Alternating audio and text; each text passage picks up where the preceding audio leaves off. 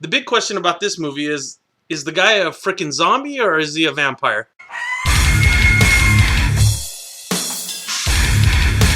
Hey guys, how you doing? It's Caldwell 3. I got another movie for you today. It's going to be The Revenant. It originally came out in 2009 overseas, and it's been playing the film festivals and all that stuff. August 2012, it's coming out here in the States.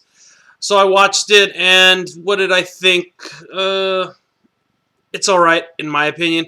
So let's get to the story. The story is this guy is killed in Iraq. He's an American soldier. Comes back here for his funeral. Shortly after his funeral, he rises from the dead. And you know, a comedy slash buddy film slash horror movie and a little bit of drama ensues. So he rises from the dead and he meets back up with his best friend. In the first hour, they're basically trying to figure out what he is. They take him to a hospital. You know, there are some funny scenes, and his partner is sort of like the typical guy in a movie, you know, like the stoner party guy. But the first hour really, in my opinion, kind of dragged a little bit.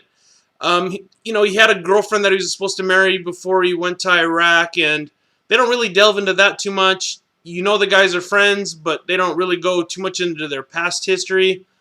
So that part is, when it rolls around to the second hour, it gets a little better. The action picks up a little bit, and it kind of goes into Boondock Saints mode, where him and his buddy wind up fighting crime. Of course, the guy's like a zombie slash vampire or whatever, so he can't be killed, so it aids him in his crime fighting. And they go around the streets of LA kind of fighting crime a little bit, which I thought was a lot better. But they don't even delve into that too much. They have a few scenes and they have like sort of a montage scene of them fighting.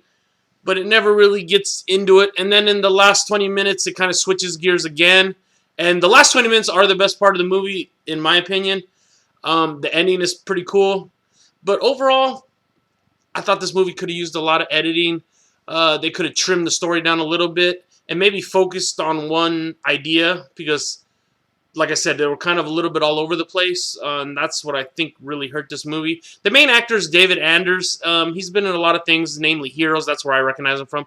But he's been in a lot of stuff, so you might recognize him. If you like zombies, I think you're going to probably like it a little bit. Like I said, he's not your traditional zombie, and this isn't your traditional zombie film.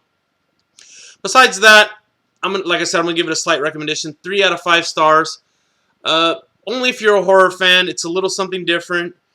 Not the greatest film ever, at least in my opinion. A lot of people liked it a lot more than me, so you might want to check it out for yourself. And the question I'm going to leave for you guys is, was he a zombie or a fucking vampire? So, if I could spit it out, a zombie or vampire? That's the question for below.